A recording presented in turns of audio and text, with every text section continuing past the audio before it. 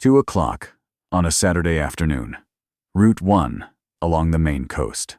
Yellow sun through the rear window of the Hadley Grouptown car. Holt Payton, the black driver in the dark uniform, was bringing the chief executive home from a 5-hour shareholder brunch. Camille Hadley slumped in the back seat, her breath warm with wine, murmuring one word, "Mama." Her clutch slid from her lap to the carpet.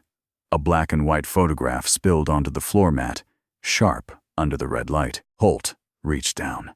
He had seen that face every night for 10 years. The light turned green. He did not move. Holt pulled into the porte-cochere of the Camden Harbor Inn just before 3. A young valet stepped forward, then stopped. His eyes traveled from Holt's face to the company uniform and back. The small involuntary check he had not yet learned to hide. Holt gave him a single nod. He killed the engine and crossed to the passenger door himself. Before he opened it, he slid the photograph into the inside pocket of his coat. Camille was half awake. She did not protest when he lifted her elbow. The bellhop met them at the elevator with her room key. On the threshold of the suite, she said without looking up, "Thank you, Payton." She had called him by his surname for 3 years. "Get some rest, ma'am," he said. He drove back to Camden by the inland route. He picked up Marlowe from the babysitter at 4:30. She had a bandage on her thumb from a paper cut at school. He kissed the bandage. He made tomato soup and grilled cheese. He read her the chapter about the storm in the book she liked. She fell asleep before he reached the last page. After he closed her door, he stood in the hallway a long minute, listening to the house breathe. Then he went down to the basement workbench and took the wooden box off the shelf. He had not opened it in 11 months. Inside, beneath a folded scarf and a stack of letters, was the photograph. He laid it on the bench. He took the photograph from his coat and laid it next to the first. 2 prints, same negative, same dark stain in the upper right corner, same young woman, perhaps 20, in a long coat on a porch he did not recognize. He sat on the basement stool a long time. He did not call anyone. In a small black notebook he kept in his coat pocket, he wrote 3 words. Hadley, not coincidence. He thought about Maggie. The way she had carried that photograph from one apartment to another for 10 years. The way she had set it down on the nightstand the first night they lived together, before the bed was even made. He had asked her once who the woman was. She had said only that it was the only thing she had been given when she left the home in Vermont. She had said it the way she said everything difficult, flat, and without complaint. He thought about the only memory Maggie had ever shared with him about the photograph. She had been 4 years old, in a children's home in Vermont, when a young nun visiting from Portland had knelt in front of her in the playroom and pressed the print into her hand. "This was your mother's," the nun had said. Nothing else. No name, no address. Maggie had kept it in a shoe under her bed for 9 years before the family in Vermont allowed her to hang it on a wall. He turned the bench lamp off. He climbed the basement stairs. He stood outside Marlowe's door for a minute, listening to her breathe in her sleep. Then he went into the kitchen and put the kettle on, though it was midnight and he did not want tea. He needed his hands to have something to do. He thought about Camille in the back seat that afternoon. 3 years of driving, 3 years of the same surname, the same please and thank you, the same brief eye contact in the rearview mirror. He had never asked her anything personal. She had never asked him anything personal. That was the arrangement. Now there was a photograph in his coat that had been on Maggie's nightstand for a decade, and the woman who had dropped it was the daughter of a household that paid him by the hour. He stood at the kitchen window until the kettle whistled. He did not pour the water. Sunday morning in the suite at Camden Harbor Inn, Camille came up slowly through layers of headache. The room was bright. Her clutch lay open on the marble side table. She reached for it without sitting up. She felt the lining.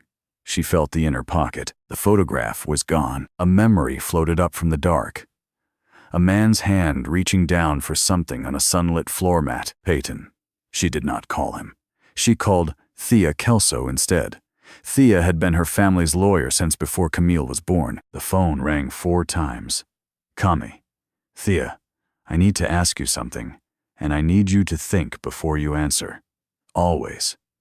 Did my mother ever have a child before she had me?" The silence on the line was long enough that Camille walked to the window and back, long enough that she heard the hush of the surf at the foot of the inn. "Camille, Thea said finally. "We need to meet." 6 weeks earlier, on a wet Tuesday, Camille had been alone in her mother's library, looking for a first edition Eleanor wanted shipped to a charity auction. The book was on a high shelf. When Camille pulled it down, a small photograph slipped out from between the pages, black and white. No name, no date. The young woman in the long coat had stared up at her from the parquet floor for a full minute before Camille had picked her up. She had carried it in her clutch ever since. She had not asked her mother who the young woman was. Some part of her had not wanted to know. Now she did. She thought about the back of the town car. She thought about Peyton in the rearview mirror, eyes on the road, never on her. She thought about the moment she had felt the clutch slide off her lap and had been too drunk to reach for it. She thought about a hand at the floor mat, then steady at her elbow on the elevator. 3 years. He had driven her to fundraisers and funerals and her father's anniversary dinner.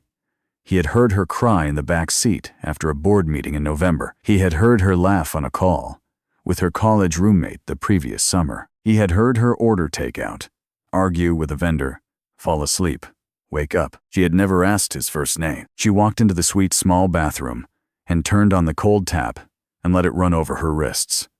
She looked at her face in the mirror. The eyeliner from the brunch was still there in faint smears under her lower lashes. She did not look like a woman who had just learned anything.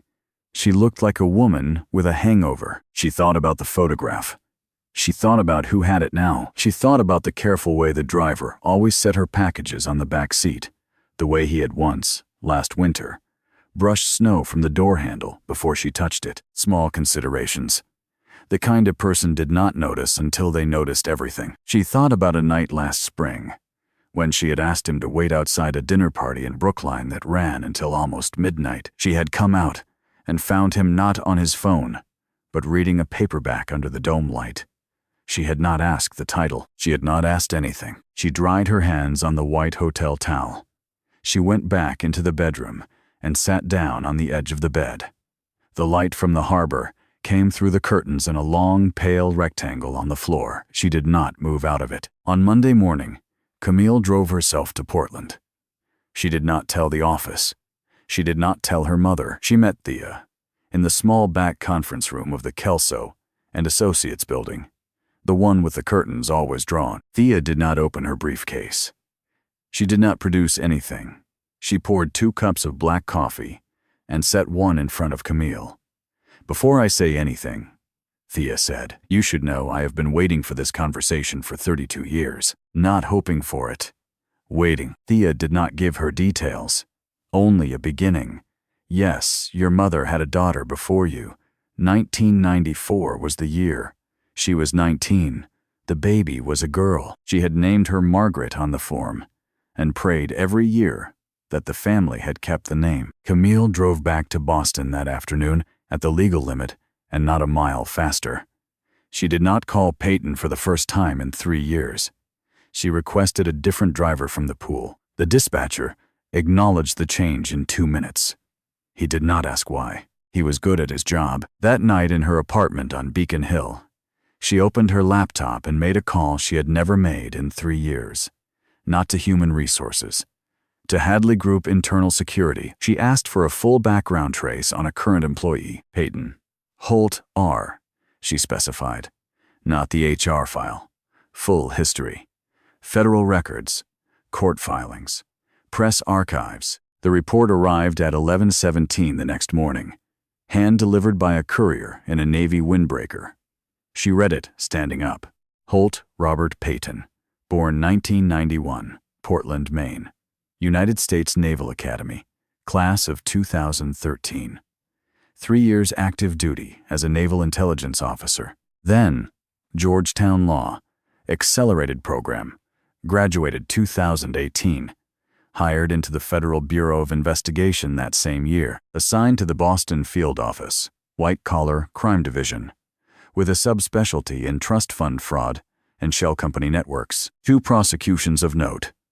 The first in 2020 dismantled a layered scheme moving family trust assets through Bermuda. The second in 2021 exposed a New England family office that had quietly drained an elderly client's estate over 15 years.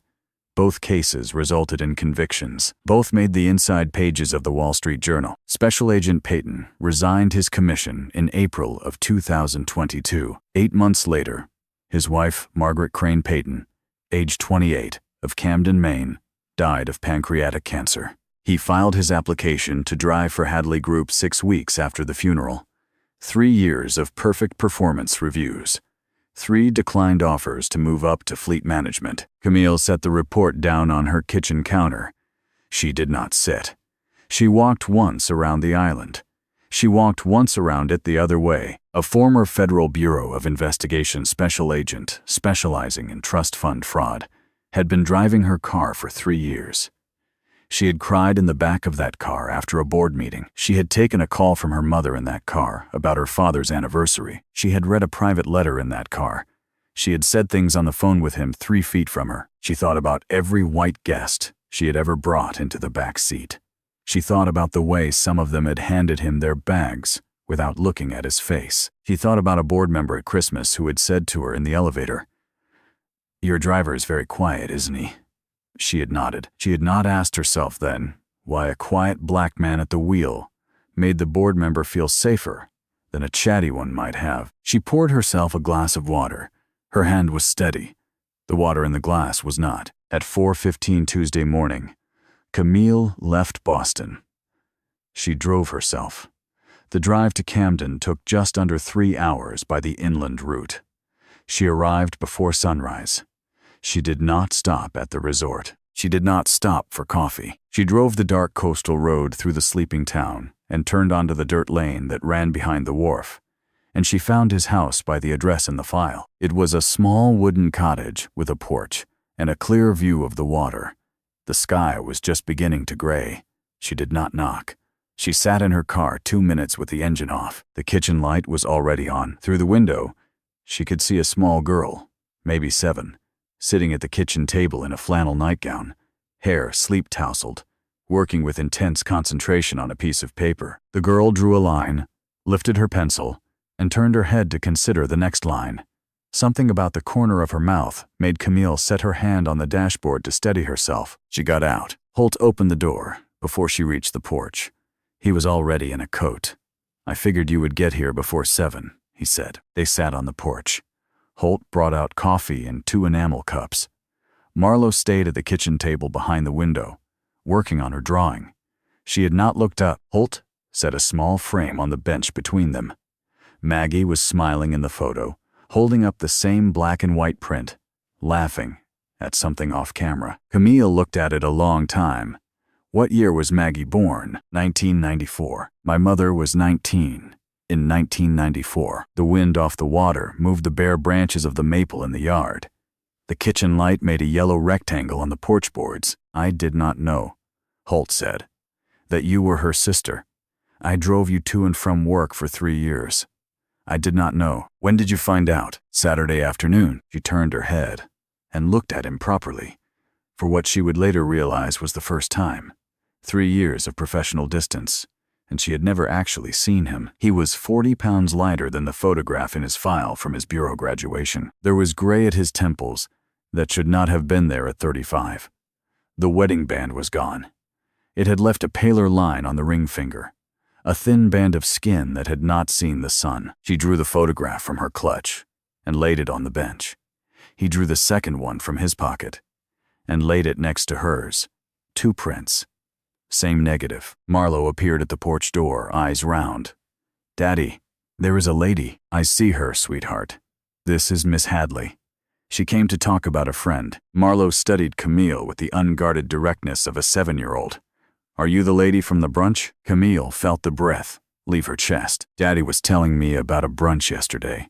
He said the lady fell asleep." Holt did not flinch. "Marlowe, can you finish your map while Miss Hadley and I talk a few minutes?" "Okay, Daddy." The door closed. Camille looked at Holt. "She knows your work. She knows I drive a lady to meetings. She does not know who." The sun came up over the eastern water and lit the photographs on the bench between them. The wood under them was old porch pine, soft from 100 winters. Camille put her finger on the corner of the print she had carried for 6 weeks.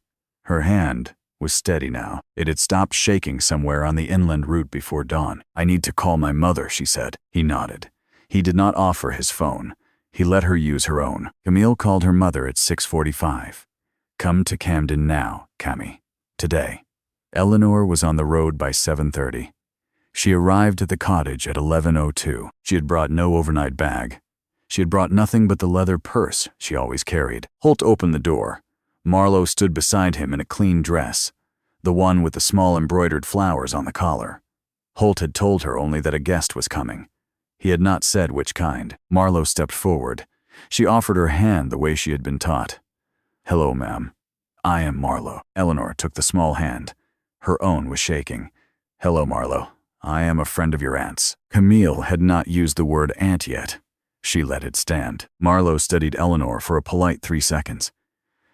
"May I be excused upstairs, Daddy? I have a map to finish." "Yes, sweetheart." Marlowe climbed the stairs without looking back. They sat in the living room.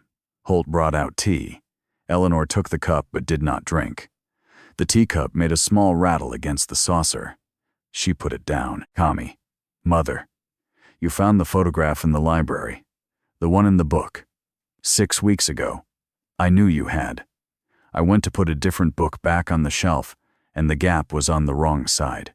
I knew. Why did you not ask me about it?" "Because I knew what you would ask me back, and I have been afraid of that question for 32 years. The room was quiet.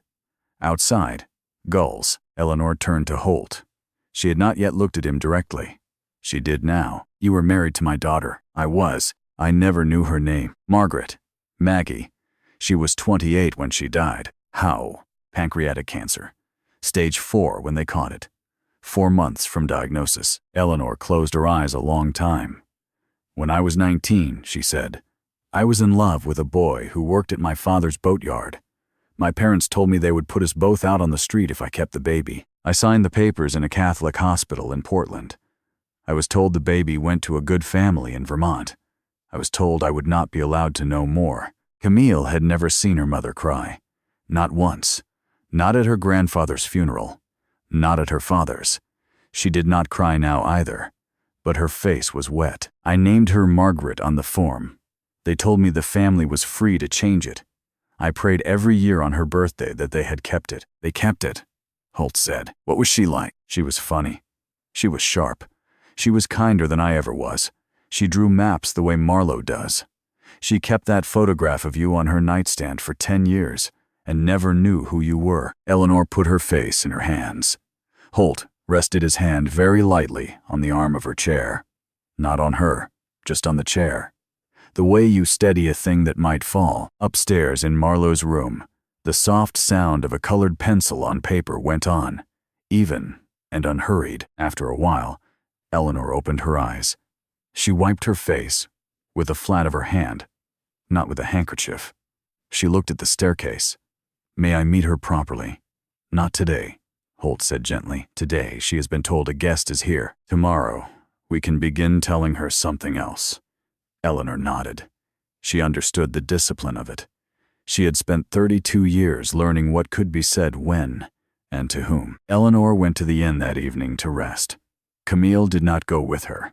She walked alone down the gravel path behind the resort, the one that led to the working wharf. The April air off the water still had winter in it. The boards were dark and damp. She did not hear Holt come up behind her. He had on the same coat. He carried a coil of mooring line in one hand. "I have a boat to check on," he said. "Of course you do." They walked to the end of the wharf together and stopped at the last piling. "I remember something," Camille said after a while. "When I was 10, my mother and Thea were in the sunroom. They thought I was upstairs. My mother said something I never understood. She said, 'Before Spencer, there was a complication, and the complication has a face I see when I close my eyes.' I thought it was about money. I thought it was about a business deal. I was 10. Maggie tried to find her, you know," Holt said. "When she was 27, she wrote letters to the archdiocese in Portland. The records were sealed. She got nothing back. A year later, they found the tumor. She told me one night in the hospital that she had wanted to know what her mother's voice sounded like. She did not say it like a complaint. She said it like a fact." Camille did not speak a while. The light on the water moved. Peyton. Yes, you drove me to my uncle's funeral last October. Up to Bar Harbor. You sat in the car for 2 hours in the rain while I was inside. I remember. Did you know at the time that he was your sister's uncle too? No. I did not know any of this on Friday. I knew it Saturday at 2. By Saturday night, I had not slept. By Monday morning, your background check showed up in a courier bag. She let out a small sound. Not a laugh, closer to a breath. The 2 hours in the rain, he said. There is one thing I never told you. She turned her head. The security guard on the gate. He came down to the car 3 times. First, he asked to see my badge. I showed him. He asked who I was driving for. I told him Hadley Group. He went away. 20 minutes later, he came back, asking for the badge again. His shift had changed, he said, and he had not seen me approved. The 3rd time, he wanted me to step out of the car so he could see my hands. Camille closed her eyes. The car had your company logo on the door, he said evenly. He had been told who was inside. I had a written transport order on the dash. He came back 3 times. You never told me. You were burying your uncle. The wind picked up. The boards under her feet were slick with the morning's rain. She turned to walk back, and her heel caught. He had her elbow before she fully knew she had slipped. His hand was steady. He did not hold tighter than he needed to. He waited for her to find her footing. When she had, he did not let go right away. She did not pull away. They walked back along the planks side by side. She said very quietly, "Maggie was my sister." He did not answer in words. He nodded once, slowly. At the end of the wharf, he stopped and let her elbow go and stepped half a pace back, the way a driver steps back when he opens the rear door for a passenger. The habit had not yet left him. "Tomorrow," he said, "Thea wants us both in Portland. 8, us both. You and me." She said the words. Legal heir. I do not know what she has, but she has something. Camille looked back once at the water before they walked up the gravel together. The office was small. The desk was old. Thea Kelso had been practicing law in the same room since Eleanor was 23. A box sat on the desk between them. The cardboard yellowed at the corners. The seal on the top intact. "Sit," Thea said. They sat. "I have been waiting for a legal heir for 32 years, she said. "Today I have one." Thea cut the seal with a letter opener. "In 1994, she said. Eleanor came to me 3 weeks after she signed the surrender papers in Portland. She was 19. She brought $4,000 she had saved from a summer job and an emerald ring her grandmother had left her. She told me to liquidate the ring and place the funds in a trust in the child's name. The trust was to be quiet. It was to grow. It was never to be touched. It was to be opened only when a direct blood heir of Margaret Crane could be legally identified." Thea opened a folder. Over the next 31 years, Eleanor added to the trust quietly, year after year. Bonuses from her work at Hadley Group, inheritances from her own mother. The trust was managed offshore under a corporate trustee in Wilmington, Delaware. As of the most recent statement, the principal stands at $45,300,000. Camille did not move. "The trustee on record," Thea said, "as of 2002, when Spencer Hadley took over the Hadley Group financial office, is Spencer Hadley. Eleanor signed the change. She trusted him. She did not have patience for paperwork." She slid a second folder across the table. "For 22 years, she said, Spencer Hadley has been reallocating the trust, quietly, methodically.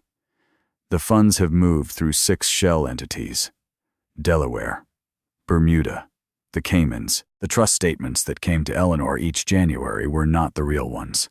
He prepared them himself." Holt had picked up the second folder before Thea finished speaking. He read. His eyes moved faster than Camille had thought possible. "Bermuda layering," he said, mostly to himself.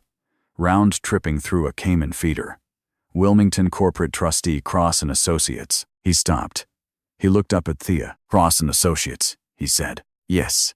In 2020, I prosecuted a man named Edward Hawk for moving family trust assets through this exact structure. Same Wilmington firm. Same trustee names. I won that case in federal court in Boston. Yes. Mr. Hawk was defended by counsel from a firm called Hadley & Cross. Yes." Holt set the folder down. For the first time since Saturday afternoon, Camille saw him look something other than tired. "Spencer, copied my own case file," he said, page for page. He used the structure I dismantled in court. He thought no one was reading. He thought he had improved it, Holt added quietly. He layered through one extra Cayman shell and called it innovation. The change would have helped him on a forensic audit. It will not help him in court. The Hawk filing is publicly available. Any first-year prosecutor with my old reading list will see what he did within an afternoon. He looked at Thea. The timing is on us. We file before he hears we have the documents, Thea said quietly. "Mr. Payton, do you know who has been reading?" He almost smiled. "Not quite." "You don't know." Thea closed the folder. "There are two things to do," she said. "Recover the trust and remove Spencer Hadley from the company. The trust we can recover with the documents we have. The removal will require a board majority. The board votes Friday." Camille looked at Holt. "My daughter," he said before she could ask, "is the legal heir. The trust is hers. I will not let him touch what is hers. I will also not let him touch you." Camille did not look away. Friday. News of the Portland meeting reached Spencer within 36 hours. He did not waste time. On Wednesday morning, he called an emergency board meeting for Friday afternoon. The agenda named one item, a no-confidence vote in the chief executive officer, on the grounds of unverified personal entanglements distracting from corporate stewardship. He had chosen the phrase carefully. He had chosen it the way men of his generation chose phrases. It said nothing on the page. It said everything in the room. A board of 12, 11 of them white, would hear it the way it was meant to be heard. On Wednesday afternoon, the head of the Hadley fleet received an internal memo directing the immediate termination of one Payton H.R. for violation of client confidentiality protocols. During the transport of an executive principal on Saturday last, Spencer's signature was at the bottom. He had never met Payton. On Wednesday evening, a private investigator with a long lens parked in a rental sedan at the end of the dirt lane behind the wharf in Camden and photographed Eleanor Hadley walking up the steps of the cottage. By Thursday at noon, all three moves were known, to Holt, to Thea, and to Camille. That night, Holt drove to the small rented house Camille kept on the Camden side, a stone's throw from the inn. It was the first time he had been inside any private space of hers. He took off his boots at the door. She had pushed back the rug in the dining room. Documents were laid out on the long table in 3 rows. Bank records, trust statements, shell company registration filings. He walked the length of the table once, then again. He pointed. "This is layering. 3 transfers through entities in 3 jurisdictions in 7 days.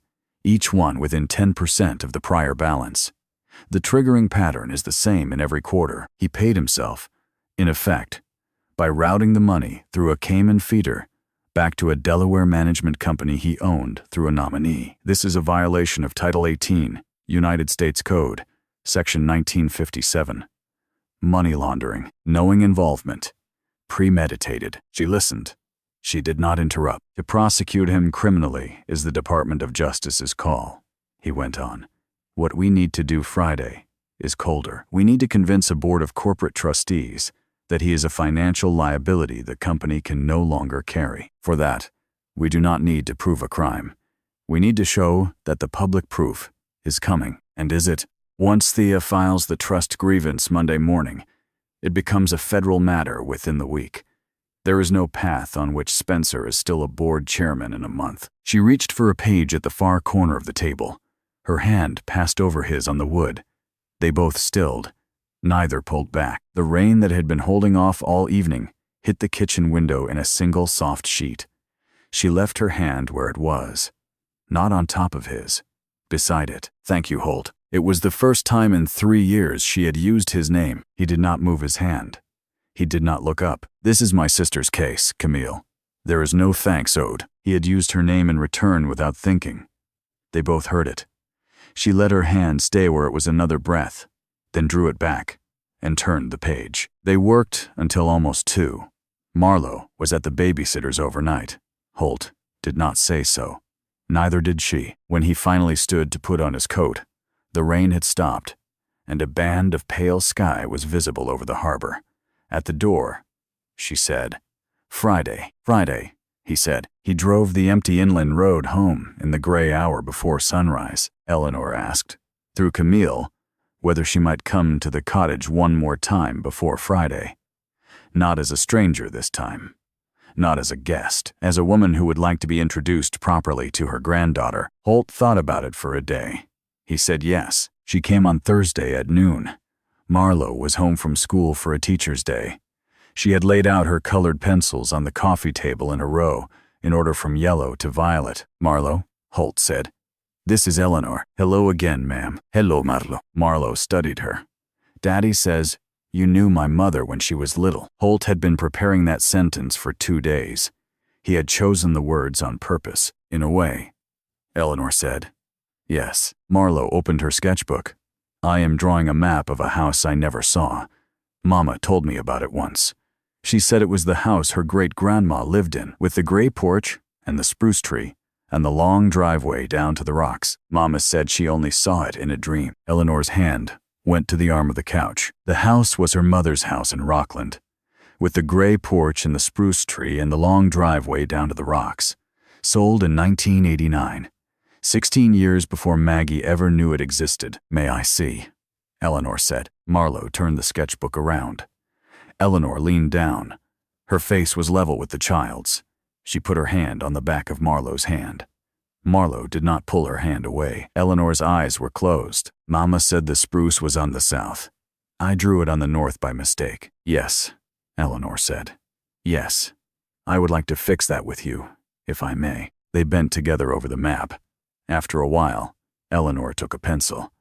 Her hand was steadier than it had been at the door. Eleanor sketched the spruce on the correct side, lightly, the way she had been taught to draw as a girl at her own mother's table. She drew the porch boards with the small gap at the third board, where her brother had once pried up a coin he had hidden there. She drew the brass knocker shaped like a fox.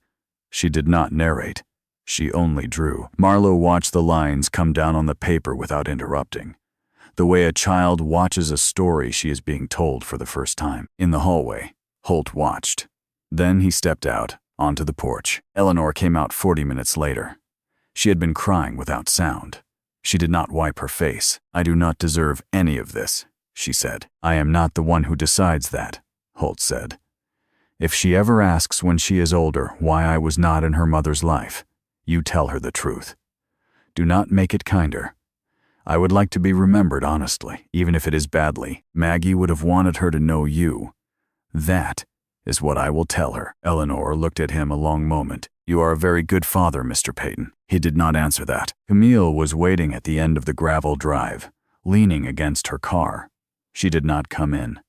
When Eleanor reached her, Camille only said, "Stay in Camden tonight. Mother, do not go back to Boston." Eleanor nodded. The two women drove away together in Camille's car. Holt went back inside to his daughter, who was carefully erasing a spruce tree on the wrong side of a map. He sat down on the floor beside her and held the eraser steady while she worked. The 34th floor of Hadley Tower had glass on 3 walls. 12 people sat around the table. Spencer Hadley at the head. Camille walked in with Thea Kelso on her left. The man on her right wore a charcoal gray suit and carried a thin leather folder. He did not look at Spencer. He did not look at anyone. It took Spencer 3 seconds. "The driver," he said. 2 older directors exchanged the smallest of glances. They had heard the tone before. "Mr. Hadley," Camille said, "the agenda for today's meeting has been amended." Spencer half rose. "On whose authority?" "Mine.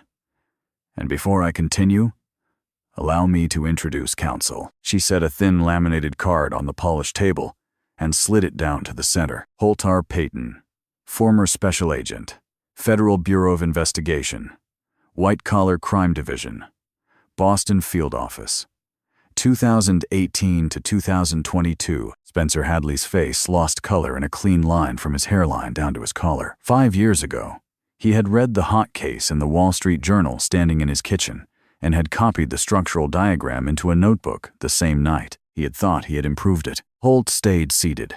He spoke for 7 minutes in the language of accounting, not the language of feeling. When he finished, the room was quiet. Thea Kelso placed a single sealed document on the table. The Margaret Crane Trust, she said, constituted by Eleanor Hadley in 1994, is to be reconstituted in the name of Margaret Crane Peyton, deceased, under the guardianship of her surviving heir, the minor child, Marlo Ann Peyton. The board's authority does not extend to the trust.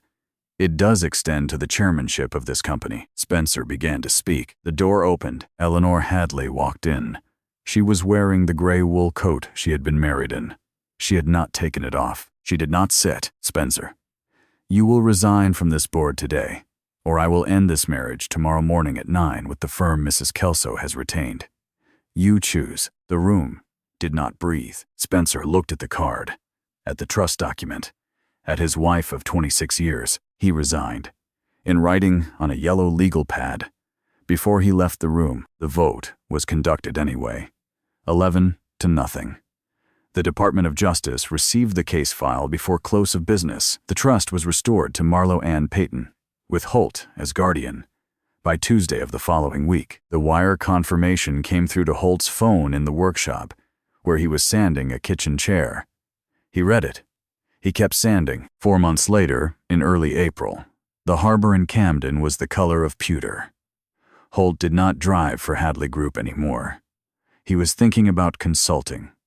Civil, not criminal, family trust disputes. Camille had stepped down as chief executive and taken the chairmanship. She kept an apartment in Boston but spent 3 days a week in Camden. Eleanor came up on weekends. Marlo called her Grandma L. On the workshop bookshelf, 2 photographs were now framed. The one of Maggie had always been there. Beside it, recently, Camille had hung a new one. Marlo and Camille on the gray boards of the wharf, both looking out at the water, both wearing the same expression around the mouth. One April afternoon, they stood at the workbench together. Camille's hand rested on the worn pine beside his, the distance between her smallest finger and his about the width of one knuckle. Neither closed the distance.